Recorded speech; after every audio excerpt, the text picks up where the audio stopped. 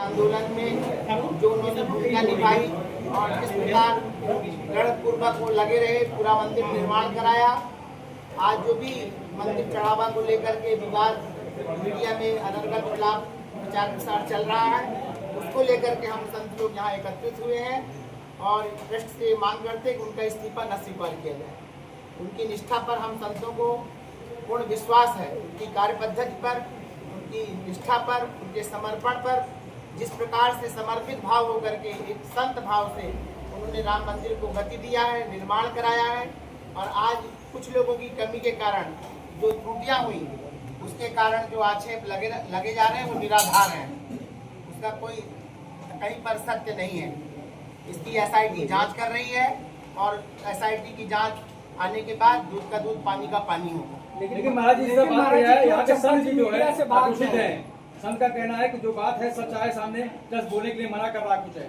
6 तारीख को बैठक होने वाली है, उसमें क्या निर्णय लिया जाएगा जिससे देखा जाए? देखिए, वो निर्णय लिया जाएगा तो निर्णय बैठक के बाद आएगा, लेकिन एसआईटी की जांच जो आएगी उसके बाद निर्णय लिया जाएगा। हम संत ये मांग कर रहे हैं कि उनके इस्तीफे को स्वीकार नहीं करना चाहिए ट्रस्ट को।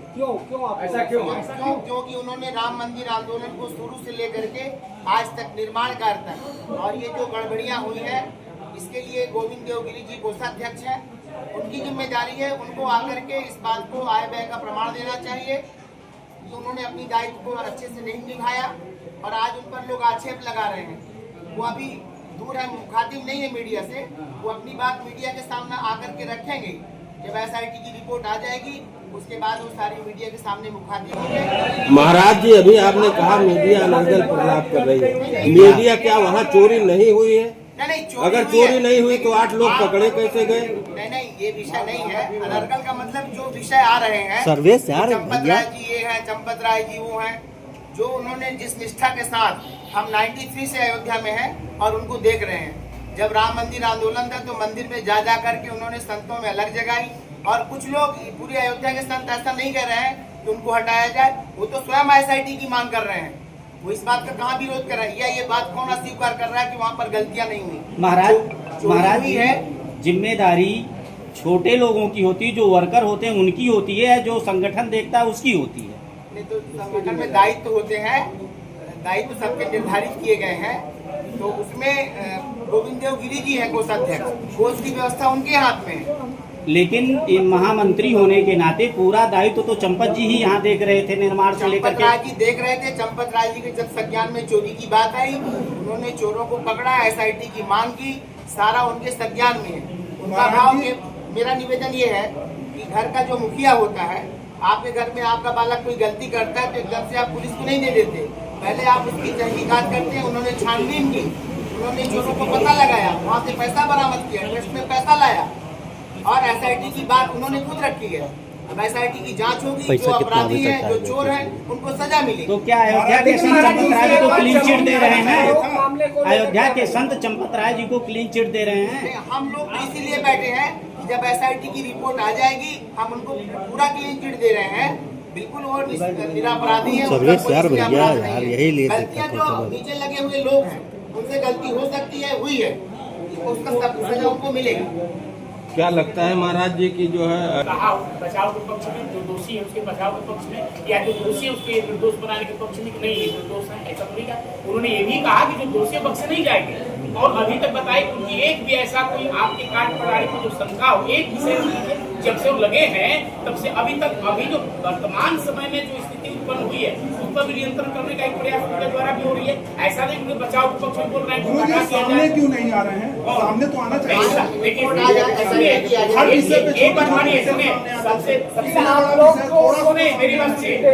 सबसे स्पष्ट बात कर रहा हूँ, हर व्यक्ति बचने के लिए सबसे बड़ी मानसिकता कुछ ऐसे लोगों की है यहाँ पर जो जातिगत आधार पर भी हम मानसिकता वाले हैं, जो तरफ रहे उनको भी खिलाफ लेना है आगे, वो इसका असर ज्यादा विरोध कर रहे हैं। उसको सामने तो आना चाहिए। हम संत निवेदन कर रहे हैं, अभी ट्रस्ट उनका स्वीकार न करे, लेकिन अयोध्या के साथी संघ ये मांग दूसरा अध्यक्ष नहीं बताना चाहिए। साधु संतों को शामिल कुछ लोग हो सकते हैं जिनको कोई तकलीफ हो कोषाध्यक्ष कोई प्रॉब्लम नहीं है। व्यक्तिगत रूप से, लेकिन सामूहिक रूप से तो कोई ऐसी बात नहीं वही है। बात है। तो महाराज जी, क्या नहीं लगता है कि संतों को भी जो है SIT की जांच का इंतजार करना चाहिए? जब वो पूरी हो जाए तो आप लोगों को सामने आना चाहिए। हम लोग कर रहे हैं, हम लोग SIT के, और योगी जी और की अनिल सरकार मिश्रा है। जी के लिए क्या कहना है? अब उसमें जो लोग अपराधी है, वो चाहे अनिल मिश्रा जी है चाहे कोई भी हो, उन सबको सजा मिलेगी, लेकिन SIT की रिपोर्ट आने दीजिए। षड्यंत्र जो भी अंतर्राष्ट्रीय साजिश के तहत ये सब हो रहा है। अगर थोड़ा भी कहीं चूक गए तो उनका फिर क्या लगता है कौन लोग इसमें शामिल हो सकते हैं साजिश में? शामिल है अंतर्राष्ट्रीय षड्यंत्र, विदेश का पैसा शामिल है। अच्छा, ये आकाश भैया सवाल पूछो। विदेश का पैसा हाँ, विदेश का पैसा श्रद्धा से आया, जो लोगों के पास निकला है। मैंने सुना कि डॉलर किसी के पास पकड़ा गया है, तो श्रद्धा से आया, उसको चंपत राय जी ने वापस किया। 80 लाख रुपए चंपत राय जी ने महाराज वापस जी, लाया। आप कह रहे हैं अंतर्राष्ट्रीय साजिश है, क्या संतों को ये लगता है कि अयोध्या को बदनाम करने के लिए विदेशी ताकतें लगी हुई हैं? बिल्कुल लगी हुई है, विदेशी ताकतें लगी हुई है, सपा लगी हुई है, कांग्रेस लगी हुई है। हम खुल के बात कह रहे हैं। जिस प्रकार से समाचार अंतर्राष्ट्रीय स्तर पर देश की मीडिया में, आप लोग तो अयोध्या के हैं, सब अयोध्या को जानते हैं, चंपत राय जी को जानते हैं, लेकिन जिस प्रकार से हुआ बनाया जा रहा है। महाराज जी बात और है कि सुनिए, जिन लोगों ने राम जन्मभूमि का प्रसाद लेना भी उचित नहीं समझा, वे लोग बोलने का अधिकारी इसमें बोल रहे हैं। जो तिरस्कार किए राम जन्मभूमि मंदिर का, काठप्राणी का, आंदोलन का, ऐसे भ्रष्ट नेता, ऐसे भ्रष्ट लोग अब कह रहे हैं कि हम जो नापाक है, साफ है, सुथरे हैं, उनको बोलने का अधिकार बनता है इसमें। आप तो बताइए, जो मन से भी कभी स्मरण नहीं किए इस आंदोलन के बारे में और राम के बारे में, ऐसे लोग। तीनों यादों पे आरोप लग रहा है। देखिए, में लिखा हुआ है, स्पष्ट शब्दों में लिखा हुआ है, पुष्पम दृष्ट्वा फलम दृष्ट्वा दृष्ट्वा चलब यौवनम बिजले कांचन दृष्ट्वा तस्नो चलते मना। पके हुए फल को देखकर, अजय भैया एकांत में स्त्री को देखकर, सोना को देखकर इसका मन चलायमान नहीं होता। चंपत राय जी की निष्ठा पर हमको पूर्ण विश्वास है। भगवान राम ने लक्ष्मण से पीछे रहा यार। और लक्ष्मण ने भगवान राम की इस बात को लेकर के बताया था, कहा था, पिता यस्य सुचिर विद्वा माता यस्य प्रतिपता हरि चरण रतिर यस्य तस्तनो चलते मना।